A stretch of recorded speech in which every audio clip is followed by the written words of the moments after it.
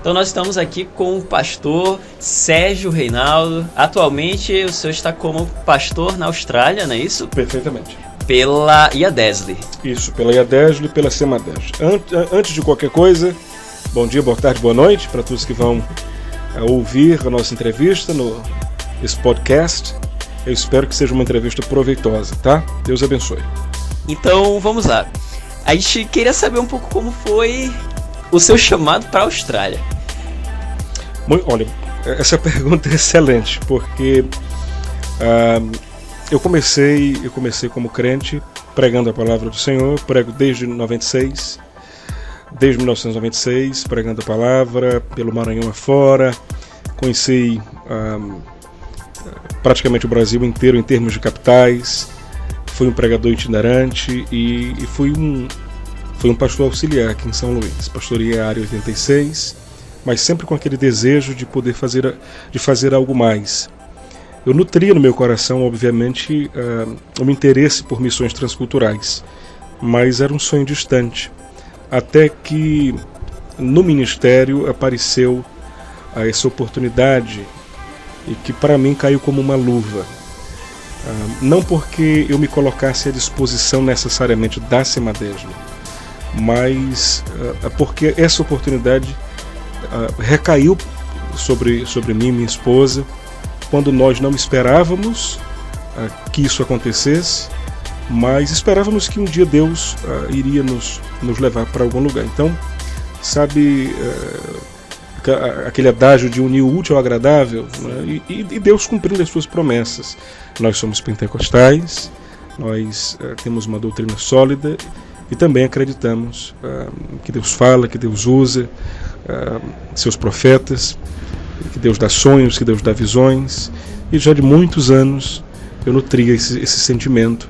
Eu não sabia onde seria, mas em meu coração algo testificava dizendo que seria em uma nação de língua inglesa.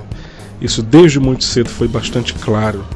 Então começou assim, até que essa oportunidade e essa responsabilidade, tanto quanto privilégio, recaiu sobre mim, e eu abracei essa oportunidade de poder plantar uma igreja lá na Austrália. Nós fomos para lá plantar, não havia nada, e foi do zero. Eu e minha esposa, os primeiros cultos nós dois, não tínhamos filho ainda, e depois de 2 anos vencidos todos os obstáculos, a igreja foi plantada em termos legais, vencendo as burocracias, porque antes disso a gente já fazia os cultos, obviamente, em casa. Mas aí, por questões legais, e esse era o nosso interesse, a igreja foi registrada, nós temos todos os registros, todas as apólices de seguro necessárias e requisitadas pelo governo australiano. E assim se deu. Quando eu esperei, quando eu vi, eu já estava lá. Quando nós ouvimos falar em Austrália, queria assim uma grande curiosidade para saber como é na Austrália. E eu trouxe uma pergunta, né? Qual é o maior desafio missionário para vocês hoje na Austrália? O maior desafio missionário que eu enxergo é nós continuarmos a nossa presença em solo australiano, né? E eu vou explicar a razão. Nós somos uma igreja missionária, eu digo em termos de IADESLE, nós mantemos missionários em diversas partes do mundo, mas uma obra dessa, ela acaba que não é barata, né? É um investimento alto, mas que tem por fim a glorificação de Jesus. Esse é um ponto, não é? Esse é um desafio que começa aqui e termina lá, porque a gente aponta desse trabalho lá. Mas em se tratando apenas de Austrália, o maior desafio da evangelização é que a gente encontra um país extremamente secularizado, com uma visão pós-moderna de mundo.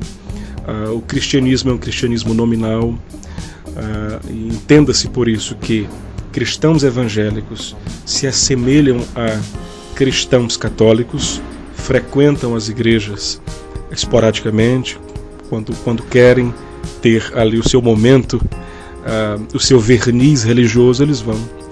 não é? Passa o verniz religioso e vai para a igreja, né? Essa é uma crítica bastante pontual e Deus me guarde de acrescentar qualquer coisa, mas é pelo menos o que eu tenho visto nesses últimos 8 anos. Essa é uma dificuldade. A igreja na Austrália tem sofrido bastante o ataque, né, de todos os ismos que a gente vê, né? Secularismo, relativismo e todos os outros ismos que tem muita abertura em países de primeiro mundo. A ideia de que não se precisa de Deus é presente, é marcante na casa do pobre quanto na casa do rico. E diga-se de passagem, o pobre de lá é o rico aqui. Então essa é uma dificuldade. Uma outra dificuldade é o multiculturalismo. A Austrália hoje perdeu a sua identidade, né? a sua imagem nacional. Hoje, como eu falei hoje no culto, moram na Austrália guetos, comunidades inteiras de praticamente todos os países do mundo. Hoje, dependendo do horário, em determinados bairros, você não vê um australiano. Por exemplo, eu morei, nos primeiros 3 anos da minha estadia na Austrália, eu morei no maior bairro africano. São 17 mil africanos, no bairro de Mirrabooka. Estamos se tratando de qual cidade? A gente está tratando de Perth, na Austrália Ocidental. Onde eu moro é a capital mais isolada do mundo. É o lugar onde filho chora e mãe não vê. A capital mais próxima seria Adelaide, que fica a praticamente 3 mil quilômetros. Então a gente está completamente isolado. É uma capital de 2 milhões de habitantes, é um estado de 2 milhões e meio de habitantes, é o maior estado do país, é onde fica a mineração. Alumínio. Tudo está para lá, inclusive tem muitos brasileiros e particularmente ludovicenses morando lá. Eu já conheci acho que mais de 30 famílias de brasileiros, todos eles engenheiros, que já moram lá há 15, 20 anos, né, por conta da Vale do Rio Doce. Então, assim, é uma cidade multicultural, cosmopolita. Apesar de ser pacata para o tamanho, ela tem esses registros de comunidades, de agremiações religiosas. O islamismo é muito forte, o budismo é muito forte, o hinduísmo é muito forte. E todas essas religiões orientais menores estão presentes lá, porque existe essa abertura justamente por conta do cristianismo não ser tão forte. É forte no quesito templo, tem templo para todo lado, mas isso não necessariamente quer dizer membresia, não é? A Austrália, na sua membresia dos tempos áureos, já tem ido embora. O povo está subindo para a glória. Para você ter uma ideia, os tempos áureos do evangelicalismo da Austrália foi o resultado das cruzadas de Billy Graham, em 1959. Ele passou 2 meses fazendo cruzadas lá, e o resultado disso é que por décadas, o povo que mais fez pela Austrália foram os convertidos das cruzadas de Billy Graham. Ainda hoje existem filhos, né, daqueles convertidos que se tornaram grandes líderes e conseguem fazer alguma coisa pelo reino de Deus do lado de lá. E em contrapartida nós temos missionários como eu, né, pastores de pequenas igrejas que são bilíngues. A gente atende a diáspora de língua portuguesa, mas o nosso culto é inglês e português, né? A gente agrega e congrega australianos, neozelandeses, ingleses, irlandeses, brasileiros, chilenos e por aí vai. A sazonalidade na Austrália é um fator importante. Isso faz com que a cara da igreja mude com muita frequência. A questão de visto de permanência é uma realidade. As pessoas ficam 6 meses, tem que mudar de cidade, tem que mudar de país, e a gente que está lá tem que se acostumar com isso. Mas essa é uma força do trabalho missionário presente, de resultados reais, que vale o investimento. Eu não estou dizendo a respeito do meu trabalho em si, mas a respeito de tantos outros pastores e missionários que eu conheço de várias partes do mundo, que moram lá e fazem sim um trabalho muito bonito de evangelização. Eu tenho 2 últimas perguntas que eu acho que elas acabam se unindo. Como a igreja aqui em São Luís deve se posicionar diante dos missionários, em especial do Senhor, com a missão na Austrália, e qual é a sua perspectiva para o futuro da igreja?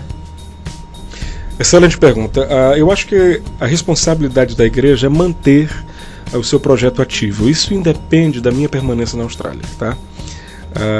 Entendam por isso, aqueles que forem ouvir, A obra de Deus independe dos seus obreiros no que diz respeito à continuidade. Quem dá continuidade é o Senhor.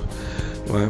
Quem dá, claro, obviamente que ele levanta os seus líderes, e é isso que Deus tem feito lá na Austrália. Deus tem, ao longo desses anos, nos usado para levantar lideranças autóctones, gente nativa, que está treinada, que tem sido treinada, gente de caráter, gente de confiança, que ama o Evangelho e que tem feito frente juntamente conosco naquele lugar. Então a Igreja de São Luís consegue manter esse trabalho a maneira que vem fazendo de forma brilhante, para a glória de Deus. Eu sou um entusiasta desse projeto, junto com o meu diretor, pastor Jackson Douglas, que é um homem de visão, e nós respiramos da visão do nosso líder, que é o pastor Coutinho, que foi quem teve a missão de abraçar os continentes. Essa visão foi repassada, foi admitida nos nossos corações, nós fazemos com alegria, apesar das dificuldades. Apesar de tudo, a igreja tem sido presente, tem financeiramente suportado, mais do que financeiramente, espiritualmente nos suportado, intercedendo. A Semadesle faz um trabalho excepcional por ser uma agência que é da igreja, tem todo o respaldo para trabalhar, para relocar, fundar quando necessário, remanejar os seus missionários. Então, assim, a minha crítica ao projeto é muito positiva mesmo. Eu tenho visto a Semadesle e a igreja fazer das tripas coração para que os projetos permaneçam. E isso nem sempre tem a ver com dinheiro, tá? Isso tem a ver com questões políticas dos países, por exemplo, a Venezuela agora, que passa um momento difícil, e a igreja tem mantido seus missionários lá, com estratégias e tudo mais. Deus já me abençoou, já sou um cidadão australiano, já há algum tempo, eu e minha esposa, minha filha também, já nasceu na Austrália. Isso nos dá um conforto psicológico, de que podemos entrar e sair, morar na Austrália pelo tempo que quisermos. Isso também não significa dizer que eu devo passar todos os anos da minha vida lá. Não saberia te responder que tipo é a minha chamada para a Austrália, se é paulina ou abraâmica, né? Se for abraâmica, passaria o resto dos meus dias lá. Se for paulina, o trabalho já está plantado, né? Deus já me tem podido ver, me dado a oportunidade de ver a plantação, a semeadura, e já tenho colhido frutos. Eu sou extremamente grato ao que Deus tem feito por nós do lado de lá, e tem me colocado à disposição pelo tanto de anos que forem necessários a minha permanência. Usaria as palavras de Paulo, né? Me deixarei gastar tanto quanto for necessário, contanto que Cristo seja glorificado. Não é? Esse é o maior alvo daquele que é servo, não é? Daquele que é servo. Então, eu espero ter respondido a sua pergunta nesse aspecto. Pastor Sérgio, muito obrigado por poder compartilhar com a gente tantas informações maravilhosas. A gente se sente mais conectado com a obra quando a gente vê a obra vindo, de certa forma, né? Perfeitamente. Naquilo que tem já o transcultural. Isso. E a gente gostaria de saber se é possível a gente fazer uma pequena caravana e ir para a Austrália. É extremamente possível. Eu diria que vocês se preparem. Vocês têm que vencer a barreira do visto, e nisso eu posso ajudar. Convidando, a gente tem que fazer uma carta convite. É um visto que custa $135. Ele é emitido online, ele sai dentro de poucos dias, vencida a burocracia. Escolher o mês, né? Lá onde eu moro é verão intenso, dá 50 graus, não é? De dezembro até o mês de março. Depois disso nós temos um pouco de outono até o mês de junho. De junho a novembro é inverno intenso. Mas não neva onde moro, mas dá -1.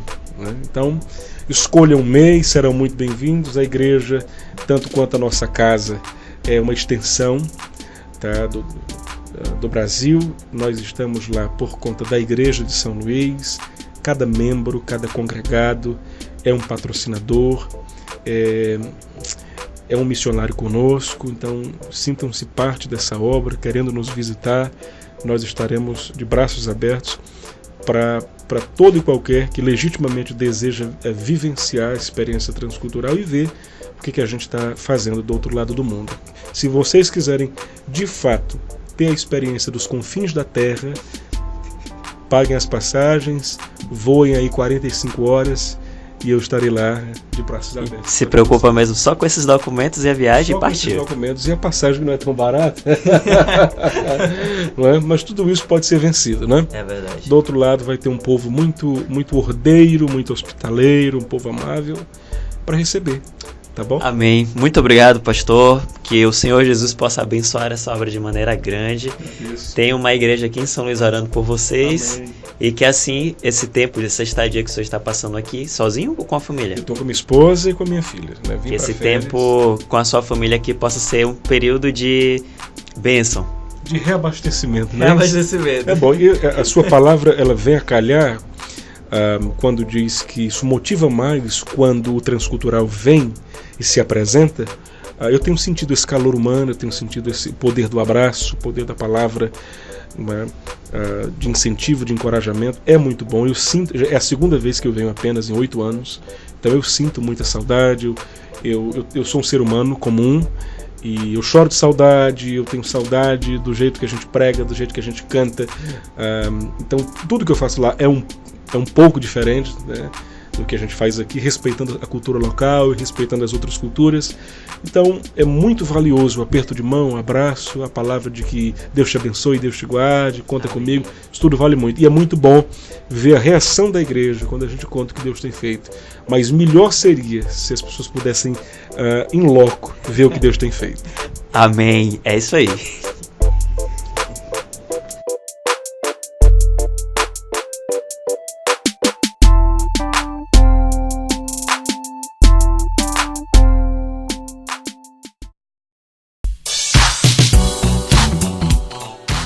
Olá, o meu nome é Herbert. Meu nome é Otávio. Meu nome é Ellen. E nós estamos aqui para convidar você a escutar os nossos podcasts. Nós estaremos postando eles nas nossas redes sociais, nos nossos grupos aqui da Área 2, para que você possa estar escutando com material maravilhoso, de edificação, divertido, não é isso, meus amigos? É isso aí, para abençoar e impactar a sua vida. Vamos ouvir. Vamos ouvir. Venham, vamos contar para